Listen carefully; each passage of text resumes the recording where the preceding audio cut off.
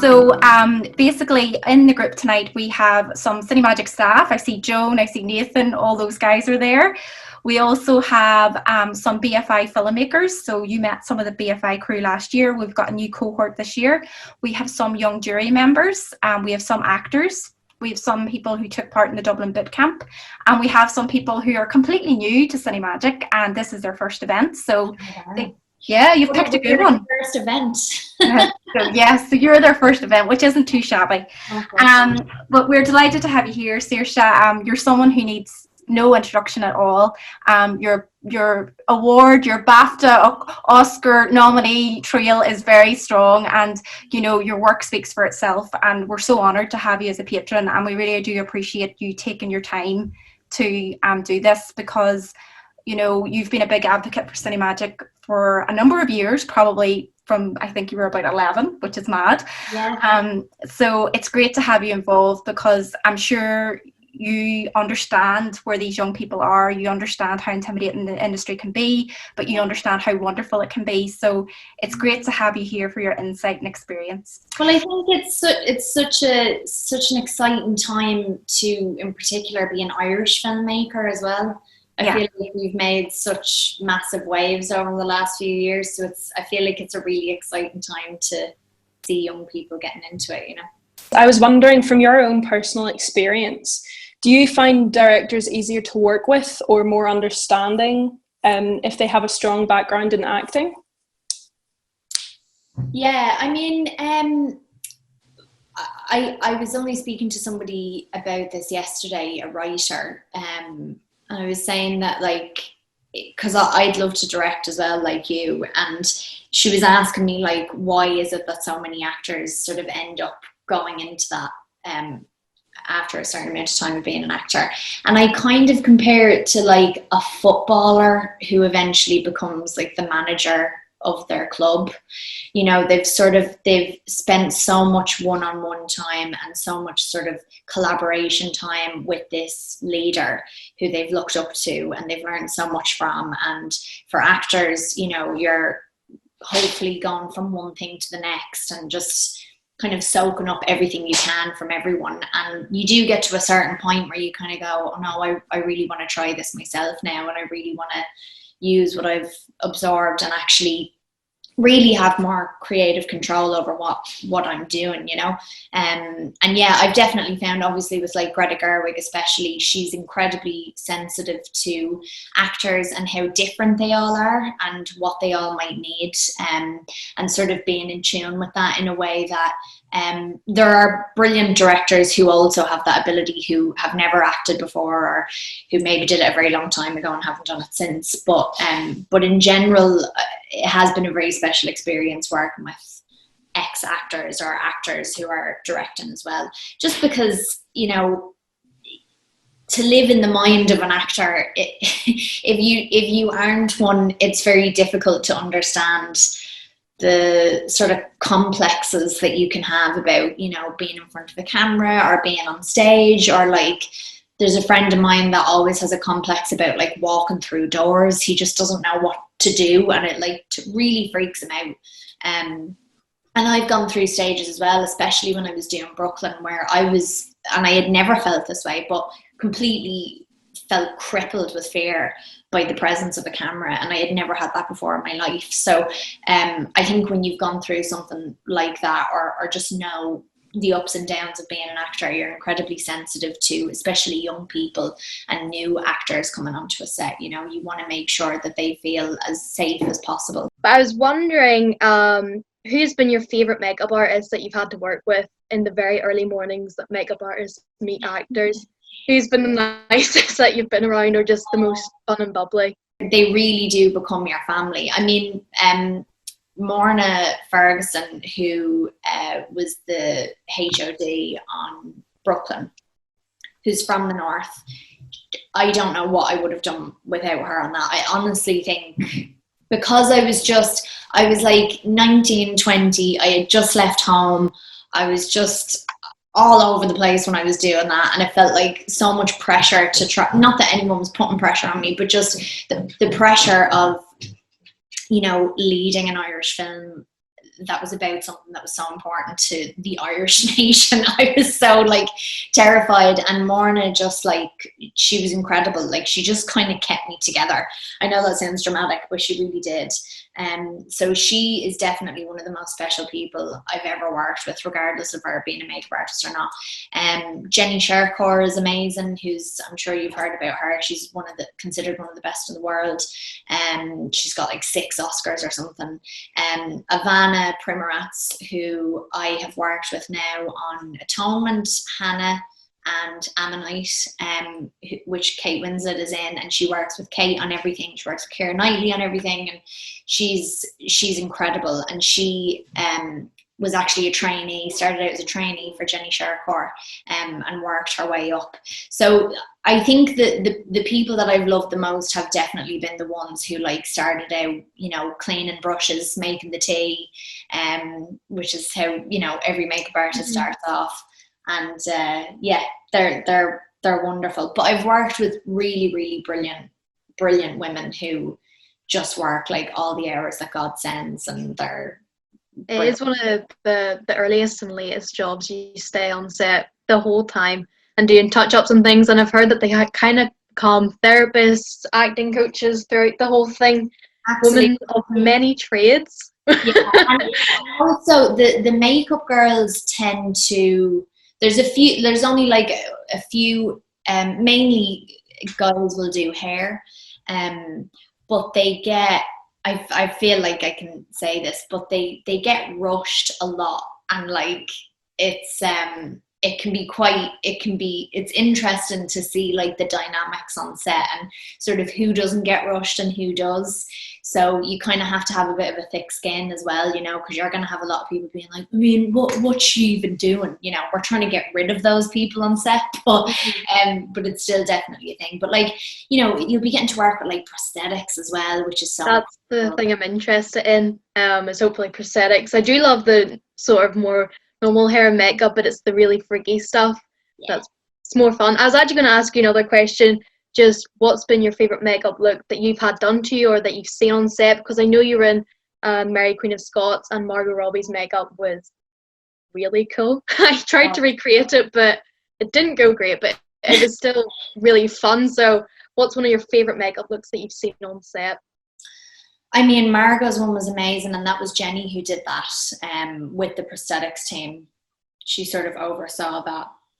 I mean, I don't think I've ever really had like extreme makeup. The only thing that I had like serious prosthetics in was on Chesil Beach, where I age at the end, and they basically put like a mask of like a 70-year-old me on my face that I wore for the whole day. So we came in at like 3 a.m, literally 3 o'clock, which is what Margot did every single day as well, and got this thing stuck on us for like, it probably took about 2.5, 3 hours, and that's when they're gone quickly. And you've got that on for the whole day, and it gets like sweaty, and it's like, yeah, I was gonna say, how must that feel? Because I know having the full like zombie or weird makeup on feels it looks very cool, but I can't have it on for more than like an hour. It has to come off. So that must have felt horrible. But yeah, and honestly, you know, I'm probably missing out loads of amazing makeup moments, but definitely like the makeup that Ivana did on Atonement was really stunning. Like all of the sort of Dunkirk segment, and when older Bryony is a nurse and she's tending to the soldiers that are coming in, the wounded soldiers, like that's really, because like that, I think makeup artists will say to you as well, like that's the really difficult stuff. The most difficult stuff, from what they've told me, is like the aging and making like a bruise look realistic, and you know, all of that. So yeah, I loved what she did on that. I was just wondering what advice you would have for a woman trying to break into the film industry, as it's a very male-dominated industry. In terms of acting, like there's, especially with like casting agents and stuff, most of them are women. So there are a lot of like sort of female-led departments. There's still a lot of male-heavy departments, obviously, like camera and sound and even editing a bit and stuff. But with directing, I mean, all I can do is sort of like repeat what I've heard Greta say, because I've never experienced that yet myself, but she just kind of like kept going, here, read this, here, read, no, you don't want that one, read this one, you know. And I think, again, I'm just going to think about Greta, but I know one of the things that definitely set her apart is that she does have incredibly good taste in the films that she likes and in the movies that she wants to make, and has a very sort of like complete vision, I think, before she hands it over. Because even with like early drafts, I don't know if you write as well, do you? Or do you just want to direct? I write a little bit as well. I don't think any of it's any good, but I'm sure everybody thinks that. But she sort of seems to, she'll sort of like, with Little Women, she definitely, she'd have like whole other old scenes that she would want us to do, but like it was a complete thing when it came to us. And it was the same with Lady Bird as well. It was very sort of like set up and ready to go. But yeah, I mean, honestly, I do think things are changing. I think with things like Cinemagic, that will make a massive difference. And, you know, even just from talking to the other people on this, you'll sort of be able to exchange contacts, and you know, the likes of Shauna and Joan and everyone, like, they'll be able to help you with that. And, you know, more than anything, especially because of the internet now and how wonderful it can be, like, make a little short film, do it with your friends. Even if you don't write a script, just come up, which is, by the way, I'm saying this to myself as well, because I need to do it as well, but sort of come up with just some sort of concept and shoot it on an iPhone, or borrow a camera or whatever, and just put it online and see what happens, and kind of try and get it out that way. And I think especially now, I mean, the biggest films in the world, if they're not being pushed back, they're coming out, you know, on streaming services or on the internet. So the internet really is becoming a platform for film in a way that it just wasn't before. So I think you should definitely start by just going like, this is a little thing that I've made. So my question is, are there any type of stories or characters you'd like to see be more represented in cinema today?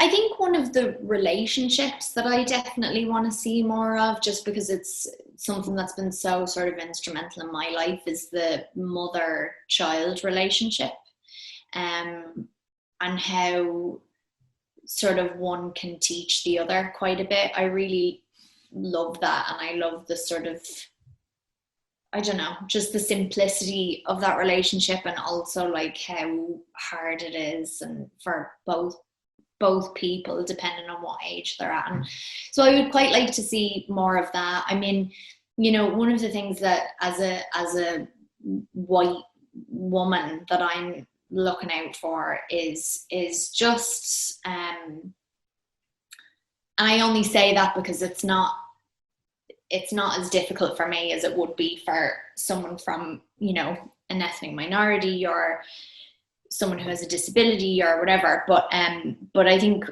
in the kind of characters that I am sort of seeking out are ones that are obviously interesting and well-rounded, but aren't sort of like turned into like a heroine, because I think we can very easily slip into that right now. I think we're all sort of feeling like, oh God, we better make the woman perfect and, you know, strong, but, you know, she has her weaknesses, but not really. I'm just always fascinated by like the Lena Dunham characters and the Tina Fey characters, and, you know, basically women in comedy, and the stuff that Greta puts on screen and stuff. I think like the fact that they're female can almost go out the window as I'm watching them. And I was actually speaking to somebody the other day about Ab Fab, Absolutely Fabulous, the sitcom from the 90s, and how that was so ahead of its time. And I was speaking with a guy about it, and we were like, I didn't even watch that and kind of go like, this is a show about women. You know, it was a show about women, but it wasn't sort of like, it just was. And so it's a real kind of fine line, and it's a real balance. But also there's like, that's the kind of like stuff that I'm interested in. But then there's also really brilliant filmmakers out there that really want to be sort of like political, and they really want to get a very strong message across about something. And I think that's brilliant too, you know.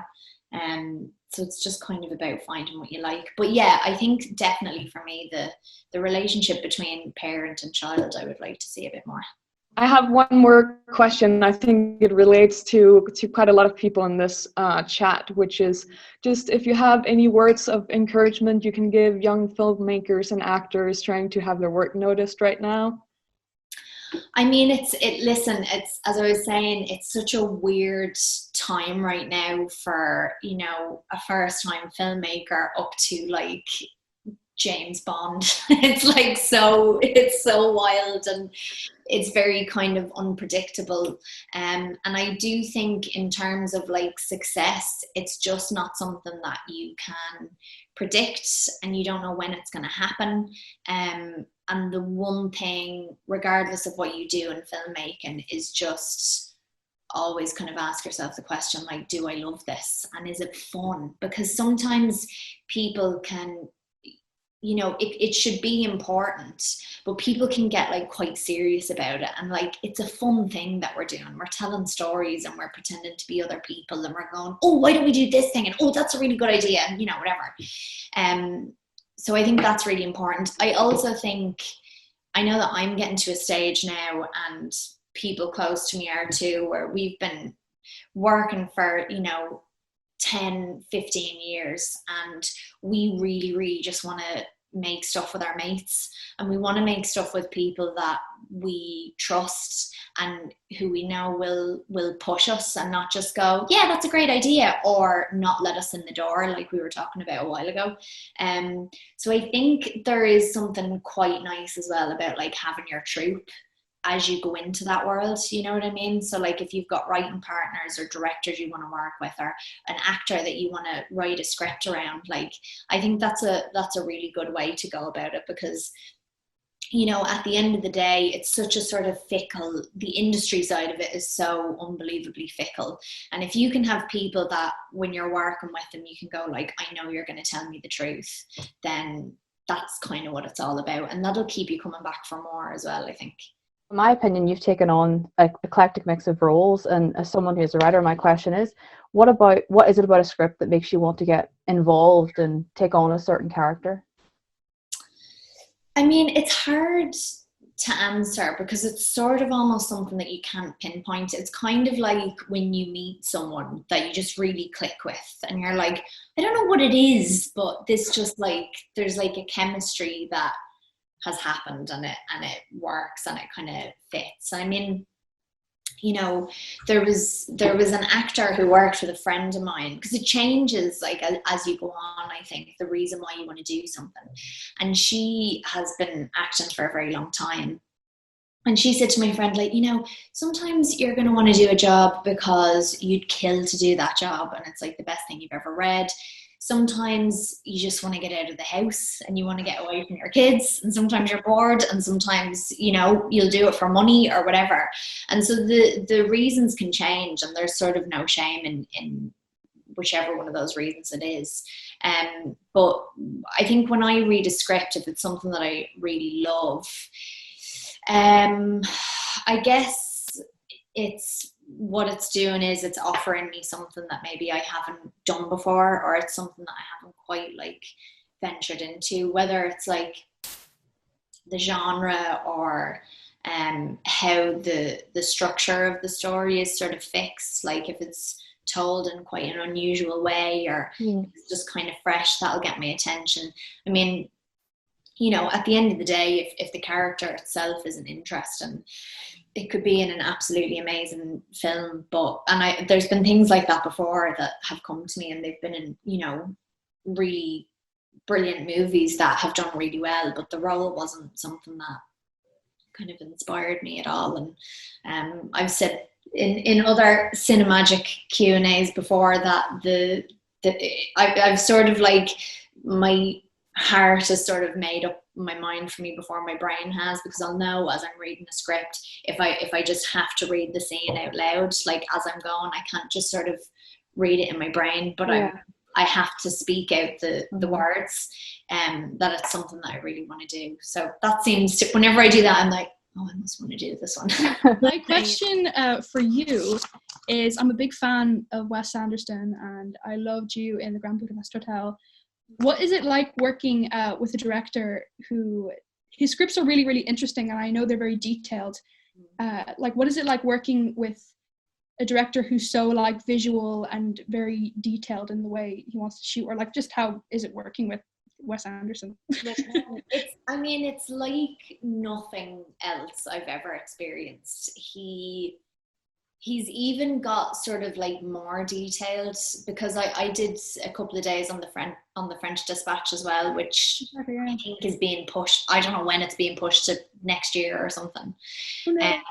And it's fantastic, and it's sort of, again, he's one of those writers where you will get the script or a segment of the script, which is what I got for French Dispatch, because it was so sort of top secret. And it's just like complete, and it's ready to go, and he's done all the work in that sense, and it's ready to be shot. And it's this sort of amazing dichotomy of someone who has unbelievable like vision and control over the image, but also has a great respect for the actors and gets so excited by performances. And you know, I guess because he knows what the shot is going to look like, and he always uses the same director of photography, Bob Yeoman.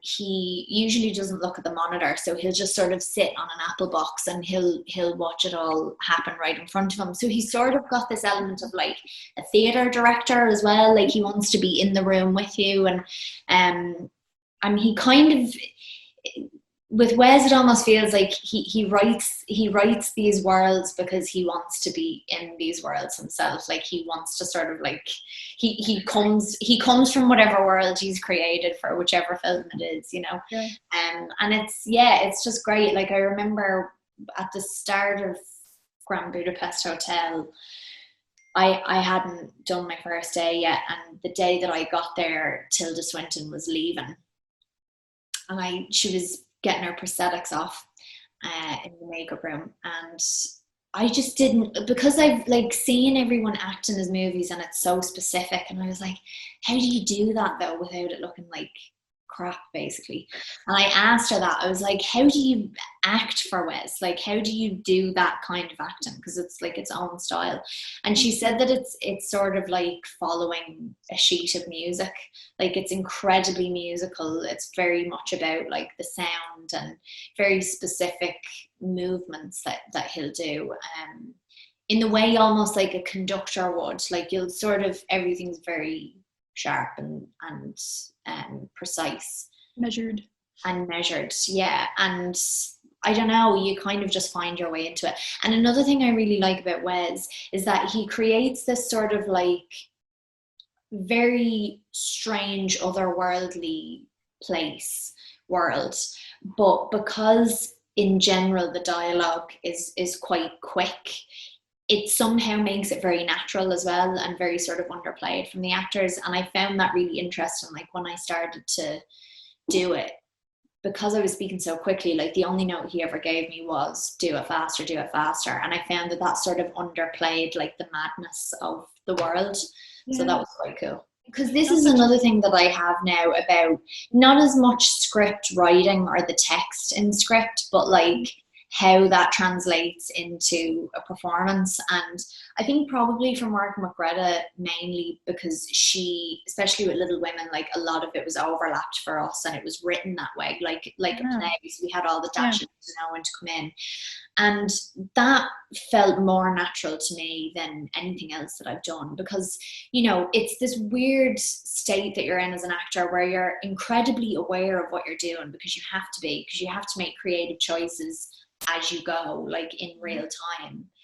But it needs to be as natural as possible, and actually, you know, you don't want to like stumble over your lines. But in general, people speak a lot quicker than they do in most films that we go and see. We take so much time in films, and like nobody really does that in real life. So I have found that I have been much more drawn to just performing in that way recently, because I'm like, oh yeah, that's actually how people speak.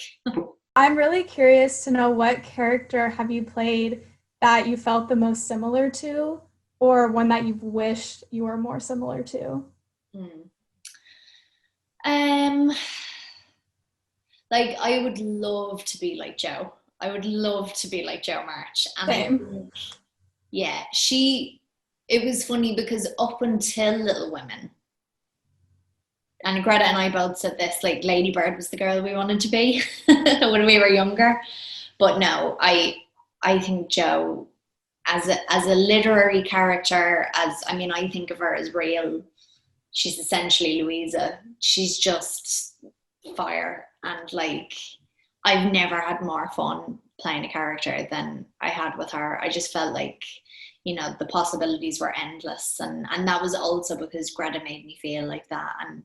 And sort of, yeah, had written her so well that we had like a firm basis of what we were going to do, but she was also like, go do this thing, try and go over there and see what happens. And, you know, that's so incredible to have a director who will be that way with you.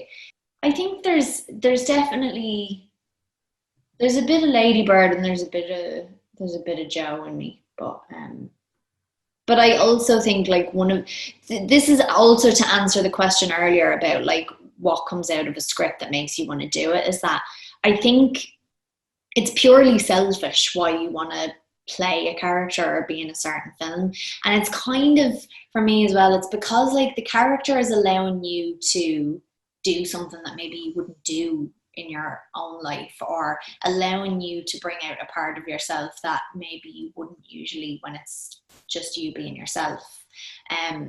So it's sort of, yeah, it gives you this opportunity to go like, oh, I wonder if I just like let that out, what would happen, you know, because it's all in there in us.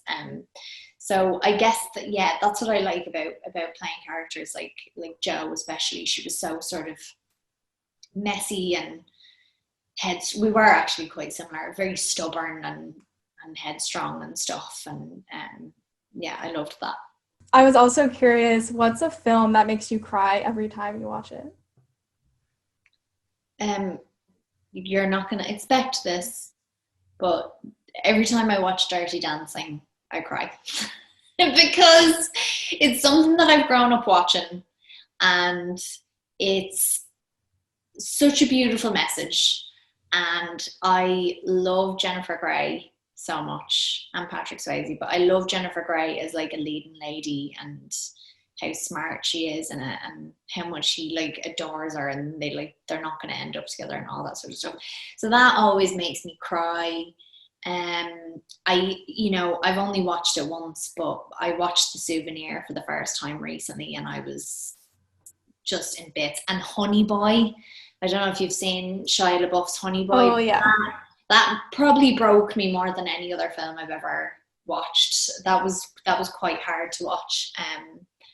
So yeah, that like really devastated me. I've seen Honey Boy I don't know how many times, and I agree, it gets me every time. And yeah, I definitely wasn't expecting you to say Dirty Dancing. I think it's so many times. I know, it's more of a nostalgic thing, I think. I mean, like, you know, there's I mean, every second film I watch is going to make me cry. I love having a good cry, but yeah, there's something about the nostalgia of that, and I mean, like, when I watch Harry Potter, I tear up because I'm like, what I grew up with, and now we're old. What do you think Irish actors have which makes them so appealing to the TV and film audiences? I think, you know, every second Irish person that you meet is just a character. Like, even if they're not an actor, they're very, very good storytellers. They're usually incredibly personable. They've usually got some sort of like, you know, interesting story to them. Not that everyone doesn't, but I think we're definitely like a nation of storytellers. And I also feel like, you know, the Irish actors that I know, they're like proper grafters as well. They don't get too lovey. I mean, lovey actors are great as well, but like they sort of, that's probably the wrong word. I mean, they're not precious. That's probably a better word to use. So yeah, I just think that we really kind of throw everything out there as a people anyway. We're like, oh, this is how I feel and this is what's going on in my head, and we're kind of loud about it in a way that maybe other people aren't quite as much. I feel like we're very similar to the Italians. It's all like, and I think that can make a really great actor. I know that like acting can take you all over the world, like take you to all different locations. So my question is, what's the most memorable location that you shot at? That is a good question. I mean, I've shot in the Sahara Desert a couple of times, which is amazing. I think probably the most memorable, like specific location that I've ever been on was in New Zealand when we were doing The Lovely Bones, and because Pete Jackson can kind of just go wherever he wants. And so we all like went up in these helicopters, and just like a very small crew, and Pete and myself. And it was just a shot of me in front of a lake, and the camera was behind me, and that was it. And I think it was like a couple of shots or a couple of different like sizes or something. But New Zealand is like the most beautiful place on earth, and the water they were like, I think they said something like, no one's ever been here before. And it was so perfect and beautiful, and the water was so crystal clear. And it was freezing cold because there was snow up on the mountains and stuff. And I had just kind of never seen anything like it really. So yeah, that's probably the most memorable location for me. To me, one of your most interesting films is Peter Jackson's Lovely Bones, which I'm a big fan of, as well as the original novel by Alice Sebold. And I was wondering what it was like to work on that film, as a lot of weight was on your shoulders to make that movie work, with the effects-heavy aesthetic of the film, some extremely dark elements of the story, and most of the film being told from your character's perspective. Yeah, I mean, it was sort of tricky in the sense, or like challenging in the sense that like I was in every day. But when you're young, especially, you do just sort of like take it as it comes. And it's amazing the kind of stamina that a younger person or a child has versus everyone else on set who's been doing it for like 20 years, and they're like, some of them can be like a little jaded or whatever, and this younger person will come on. That's why it's so great working with young people and kids, because they bring this sort of like new lease of life onto the set, and it reminds everyone of like why they're there and how much they love what they do. And actually, I was only speaking to an actor friend about this recently, that I think sometimes it can be quite overwhelming for an actor, and some actors just work like this and their brain works like this, and that's fine. But sometimes it can be really overwhelming if you're just an actor to try and think about the entire film, instead of just going like, okay, what do I need to do in this scene, and like what's just happened, and sort of almost try and make it more immediate and not like overcomplicate the whole thing too much, so that your brain is just like overloaded with, oh God, well, I'm here now, but I need to get here. So, and you're sort of like directing yourself in your head. And I think because I started when I was young, luckily that didn't kind of happen as much to me. And it sort of kept me in whatever scene I was in at the time for the most part. And it was no different really with The Lovely Bones, I also think because of the subject matter, my mum and dad from the very beginning were sort of incredibly protective over me and my exposure to what that subject matter was and the sort of gravity of it. And like I understood it, but it didn't feel like a shadow that was over the set every day, which was kind of the only way we could get through it. And actually, it was one of the most fun sets I had ever been on. Because I think that usually tends to happen when you've got a subject matter or a story that's so kind of heavy. You just kind of by default end up messing about quite a bit and keeping it quite light. And we were very lucky with the cast that we had, and also with the Kiwi crew that, sort of we all had the same mindset and the same sense of humor. So there was a lot of joking on set actually, which kept it manageable. I had a question because I know that you're an only child and I am too. So I was wondering if that affected your imagination or your acting as a young woman. Yeah, that's a great question. It absolutely did. Like, I don't know if I would have been an actor if it wasn't for the fact that I was an only child who just sort of like went off on her own and talked to herself and kind of like really had to entertain herself because there was just nobody else around.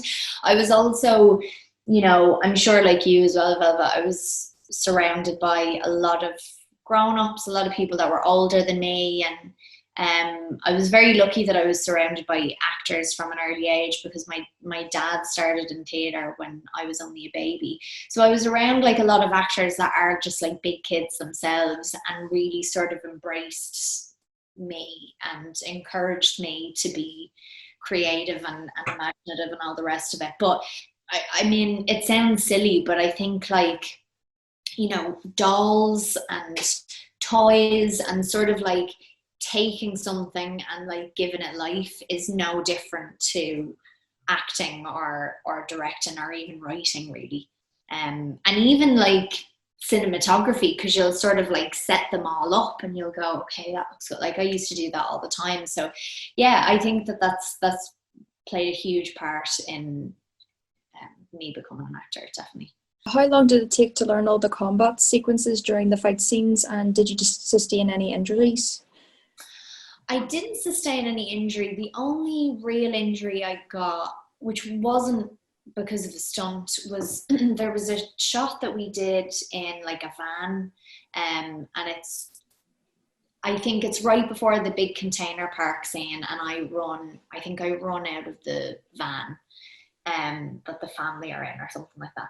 And it's mental that I was doing this, but like I was in the front and there was like a tiny little space in the back that sort of went down, and there was a camera track along it that would sort of follow me as I go out.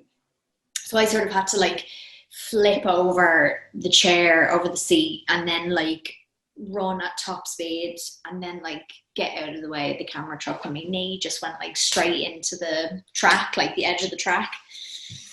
And I remember it was like an American producer that was just like, here, take some Advil, take all my Advil. I was like, that's not going to work.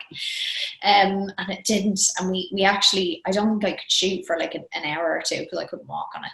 But that was actually the only injury I had, which is amazing because we had a very good stunt department who were very, very safe. And the sequences, I mean, the container park sequence, which was originally one shot, I still wish he had kept it at one shot, but he sort of cut it up a little bit. I trained for like 4 months before the actual film, and then we rehearsed for about like 2.5 weeks, and in that 2.5 weeks Eric Bana and I would practice sort of like rough choreography that Jeff, the stunt coordinator, was still coming up with. We would do that like almost every day, whilst also like going to the gym and like working out and all that sort of stuff as well. And then before a scene was coming up that had a big fight sequence, maybe like a couple of days before, or maybe even like the day before, we would learn, from what I remember, we would learn the choreography. And the container park sequence, because it was like, it was so important to get the camera move right as well as all of our physical movements. And because we had, you know, punches and stabs that we would do, you know, you're not actually punching someone. So the camera needs to be in exactly the right position to make it look like you're actually punching the guy in the face. So we rehearsed that for the entire day. And then from like 6 or 7 p.m. we just shot for like a few hours, and I think we did like 25 takes or something like that of like a 5-minute sequence. So yeah, but I absolutely loved it. Have you ever dealt with on-set anxiety, and in your opinion, what is the best way to overcome this? Is it just down to experience, or? It is experience that helps, especially if you've experienced like massive nerves or anxiety before and you've just kind of gotten through it, then you know when it happens again, okay, I got through it the last time, I can do it this time. I mean, I've never suffered like actual anxiety, and I've been lucky that I've never had like anxiety attacks or anything like that. But I think the closest I came to being really sort of like just like proper terrified of the camera in a way that I had before was, as I said, on Brooklyn, and I kind of did on a few other films around that time. And I mean, all you can do really is just sort of like take a deep breath and think about what you need to do in the scene, and as much as possible don't see the camera as, I don't know, your nemesis. Like I've been lucky that, and I have that relationship again with it now, but to me the camera is just always that's like the thing that you can be your most vulnerable with, and it's sort of, for me, the camera like allows you to do that. It's a symbol of that. But if you are experiencing the opposite, I mean, all you can do is just sort of even take yourself off set for a minute and sort of take a breath. And also, you know, if you've got friends or a parent or a family member that helps you calm down or kind of understands where you're coming from, like call them and just talk to them, and they'll sort of chill you out a bit. I mean, I know that that's what I do with my mates, and they do the same with me, and that's kind of the most helpful thing, especially if it's another actor who kind of will understand that better than anyone else. What was the funniest memory that you had from set?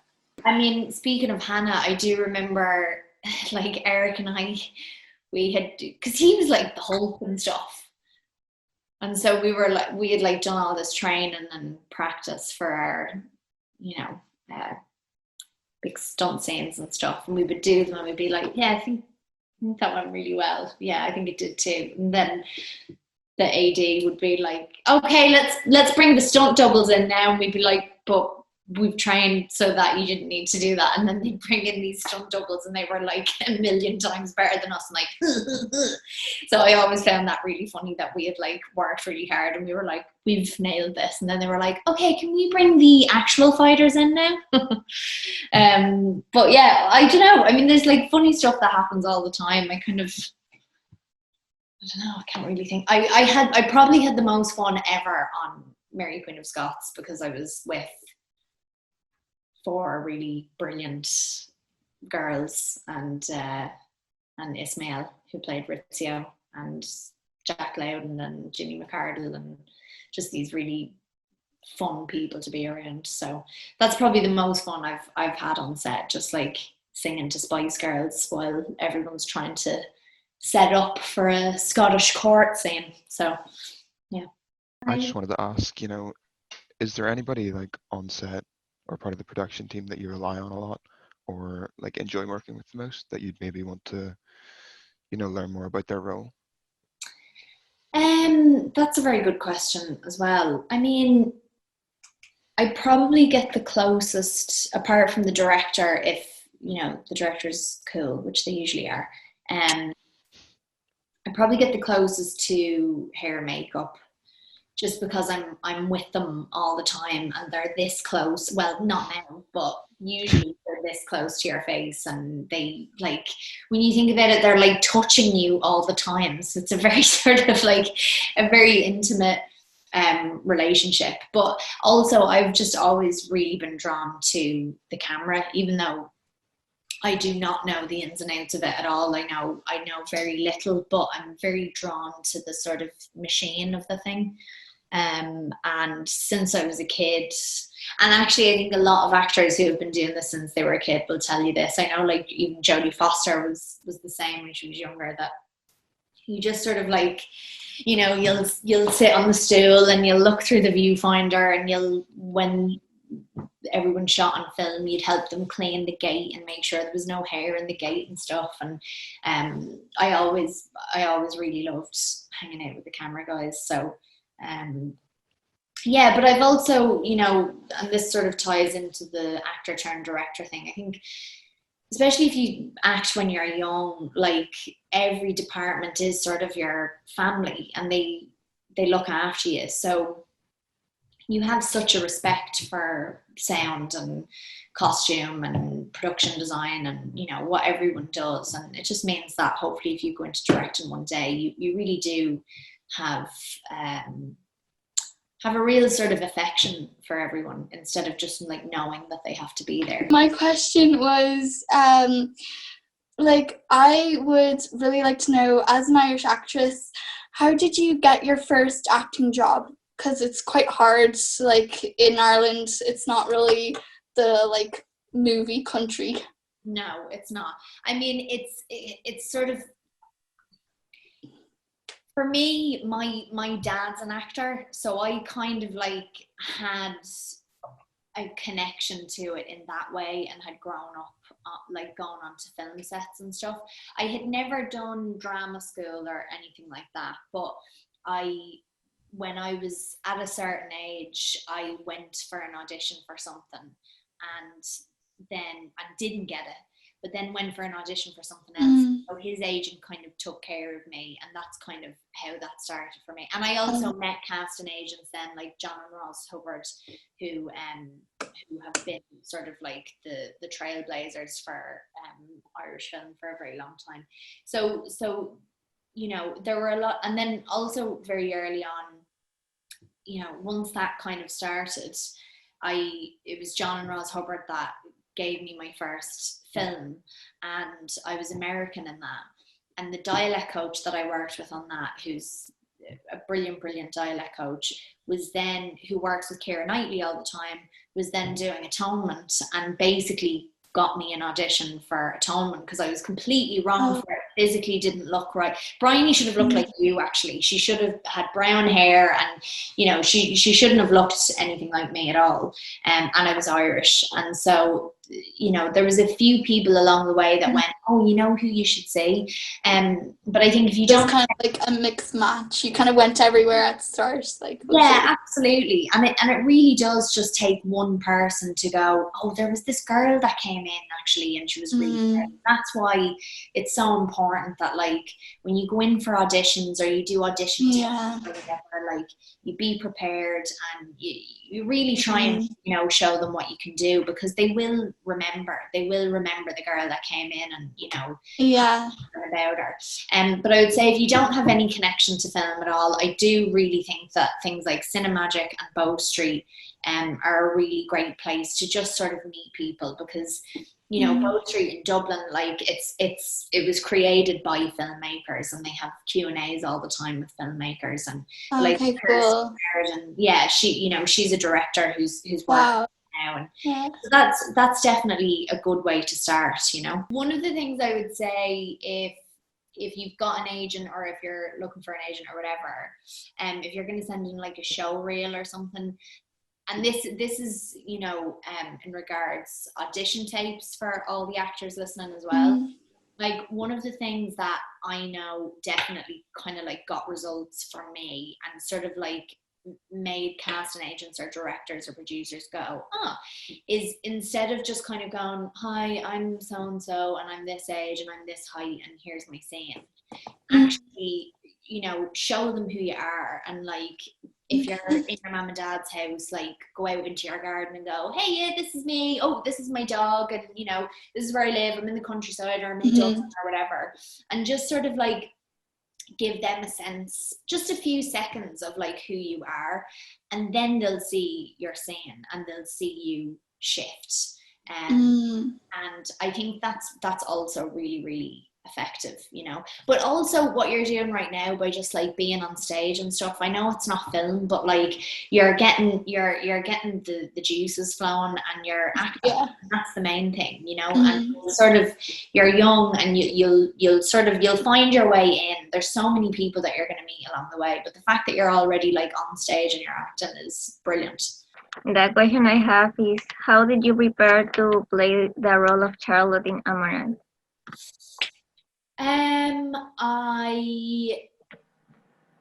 I sort of, there wasn't an awful lot of information about Charlotte online, but she was a real person. So the small bit of research I could do about who the real woman was very helpful. And kind of from that, Frances, the director, encouraged me to take that information and basically sort of include it in journals or a diary that I would keep like as her. So I did that a bit, and I just sort of started to, because there's so much that was unknown about her, like come up with a story for myself to at least know about who she was, and not necessarily like fact-based things, but just what her relationship was like with her mother and what she was interested in day to day, and was she bored, and was she, you know, all this sort of stuff. As we know, well, you haven't seen the film yet, I'm sure, but she's very bored. And yeah, and also, you know, what was interesting about this was that this wasn't like a fact-based film. It was purely just inspired by Mary Anning, who Kate plays. So there was a lot of sort of filling in the gaps that we ended up doing, which was fun. And I think, you know, just getting to work with Kate was really helpful for me, because the character that she's playing is sort of incredibly kind of hard work and tough, and has sort of been hardened by the environment that she's in, not only the geographical environment, but the sort of masculine environment that she's in the industry that she's in. And I think seeing that performance sort of take shape then allowed me to sort of go, okay, right, so I need to do this. I had to really play off of her a lot, since we're following her.